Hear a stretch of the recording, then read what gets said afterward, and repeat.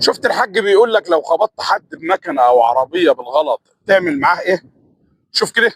ضربته بالمكنه ولا بالعربيه ولا بالتروسيكل، ما تسيبهوش وتمشي، خده وروح عالجه وشوف نقصه ايه، لان انت لو سبته مرمى على الارض هتنحسب دية، ودية فيها قتل عمد، هتدفع فيها لو قبلوا اهل الدم الدية، هتدفع دية مغلظة. خده وروح عالجه عشان تنحسب عند الناس ان انت راجل ذكر وراجل محترم، ما سبتش ما سبتهوش بعد ما ضربته. الحكايه دي مهمه، اوعك تضرب واحد بمكنه ولا بعربيه ولا توريسيكل وتدغدغه على الارض وتسيبه وتمشي، لان لو سبته ومشي هينحسب قتل عمد.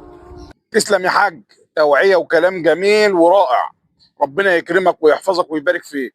للاسف بقينا بنخاف من محاكم الدنيا ونجري ونسينا محكمه الاخره. ربنا يرحمنا برحمته. خلص الكلام.